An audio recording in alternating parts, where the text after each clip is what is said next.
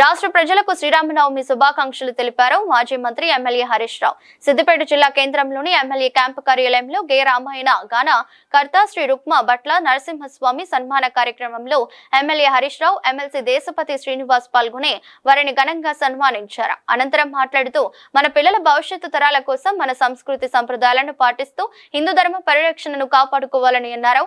వాగ్గేయకారుడు శ్రీ రుక్మ భట్ల నరసింహస్వామి శర్మ మన సిద్దిపేట ముద్దుబిడ్డ అని కొనియాడారు.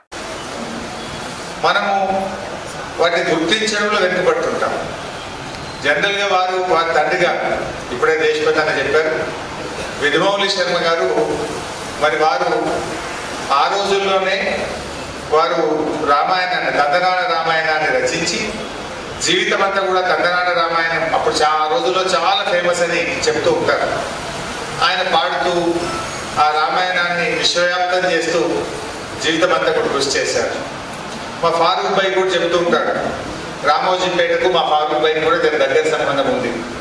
ఆ రామోజీపేట దేవాలయాన్ని వారు తందనాన రామాయణం చెప్తూ వచ్చిన రూపాయిని జమ చేసి తన కష్టార్జితంతో, తన చెమట చుక్కలతో ఆ రామోజీపేట దేవాలయాన్ని వారు నిర్మించారు. విధుమౌళి రాజమౌళి గారు, ఆ విధుమౌళి శర్మ గారు నిర్మించిన ఆ దేవాలయం వారిచ్చిన స్ఫూర్తిని తండ్రికి దగ్గర తనయుడిలాగా అందిపుచ్చుకొని మా రుక్మాభట్ల నరసింహ శర్మ గారు అదే జీవితాన్ని వారు కొనసాగించారు.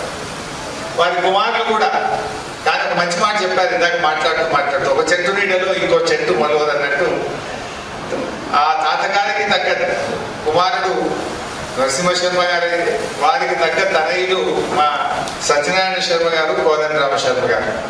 కాకపోతే తండ్రి నీడలో వాళ్ళకి అవకాశం రావడం లేదు. అట్లాంటి తండ్రి గారిని తక్కువ చేయడం కాదు. తండ్రి గారు ఎంత గొప్పవాడంటే పాపం 85 సంవత్సరాలు, కొంచెం మోకాలు నొప్పులు ఉన్నట్టున్నాయి, కానీ కంఠం మాత్రం ఎంత ఘంటశాలలాగా గనగన మొగుతుంది. కంఠంలో తేడా లేదు. పాపం కొద్ది మోకాలు నొప్పులు తప్ప వేరే ఇబ్బంది లేదు. కంఠశాలలో ఘంటశాలను ప్రతిష్ఠించుకున్న గాన తపస్వి మన రుక్మాభట్ల నరసింహశర్మ గారు. నేను ఇందాక మాట అన్నా, ఇంటికోడి పప్పుతో సమానమని, మన వాళ్ళు మనం తక్కువ చూస్తాము అని. జనరల్గా మనం వాగ్గేయకారులు అని చిన్నప్పుడు చదువుతూ ఉంటాం.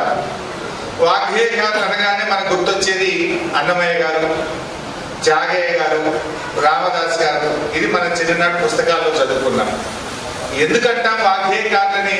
వారికి ఎందుకు ఆ పేరు వచ్చింది అంటే, వారే రచించి, వారే దాని సంగీత గానాన్ని కల్పించి, వారే దాన్ని పాడితే ఆ మూడు కలిపి చేసిన వారు వాగ్గేయకారులు అవుతారు.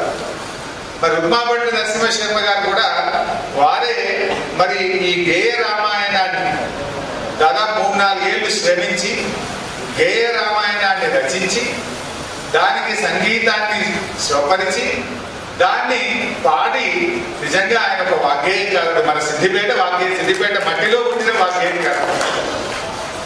ఇక్కడ ఈ మూడు ఒకరే చేశారు. మాటలను ఒక దగ్గర కూర్చి రాగా